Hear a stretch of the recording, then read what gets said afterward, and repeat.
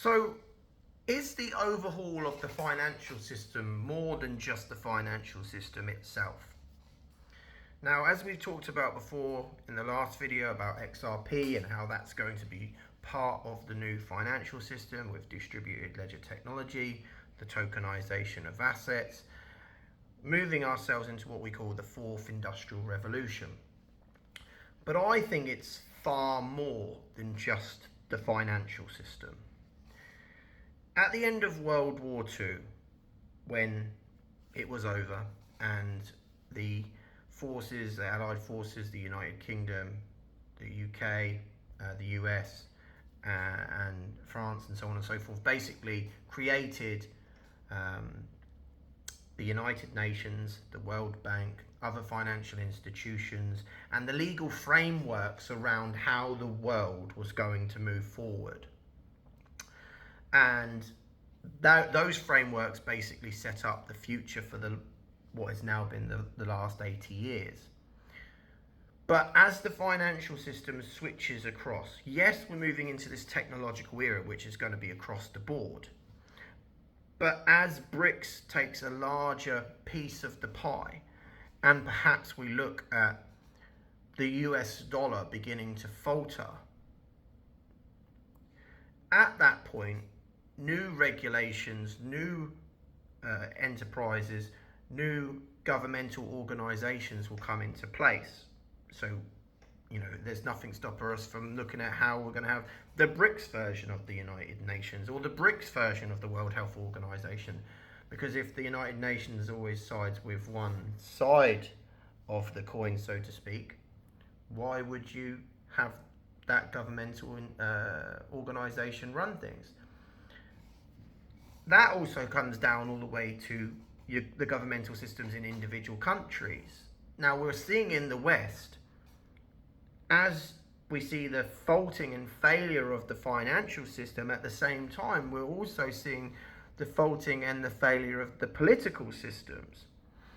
The reality is the political systems are so wrapped up in this existing financial system that when that financial system blows and comes to pieces, so does the political system as well.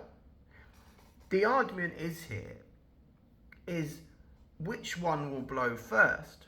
Because the existing political structure understands that the game is up with the financial system. They know that's coming, and it's enforcing their hands in directions which they would not normally take directions to go down. And that's why we're so awake now to the financial system and the political system, not being for the people. Because the politicians have played hands, and we've seen, hang on a minute, these hands that you've played, we don't trust. And we found out you've lied, and then we found out you lied again, we found out you lied again, and it all links back to corruption. And the idea of wanting to maintain hold of power, and for the individual politicians themselves, their vested interest in the existing financial system.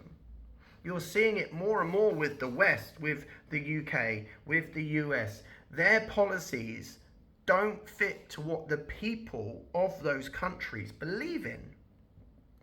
The people in all these Western countries are rising up to say, well, we don't want this. We don't want these choices you're making, because the reality is the average guy on the street doesn't care about the power that a country has over other countries of the world. Actually, the average guy on the street just wants peace. He's happy to just live his life, ensure that he can live his life, well, perhaps have a holiday once or twice a year, and have peace around the world. But the people in control of the Western system, the Western political system, they don't want that. They want a control of power. They want control of resource, and they want control for themselves, for their own selfish gains. That's not what the people want. So we're now at this trade-off where we understand the financial system is coming to an end.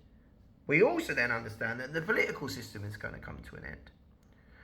What we've got to think about is, when this occurs, what is going to be after? What's going to come after? Okay, well, we've seen the BRICS already building up their own foundations, and we believe they'll have their own governmental organisations to work between those nations. But we're no longer going to have this unipolar world. We're going to have a multipolar world. So what does that mean for these existing organisations that were set up before, and what does that mean for these existing governmental systems inside these Western countries? I think what we're going to see is the collapse of these governmental structures, these governmental systems, and then in turn the collapse of the existing financial system. Now, whether that's a collapse or a general decline, that's up for discussion. If there is the black swan event that we all talk about, then perhaps that's when it's going to all occur, and how that all starts to unravel. It moves us into the question of what we see with the World Economic Forum's policies, perhaps, which link as well with the United Nations, of wanting a one world government.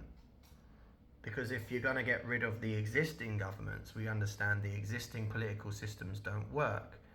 What's designed to replace that?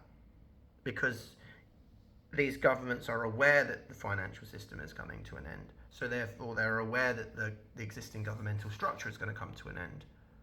The question we got to ask ourselves is, what is going to replace that? And is that already planned and played out behind the scenes? I would love to know your thoughts in the comments. Hope this helps.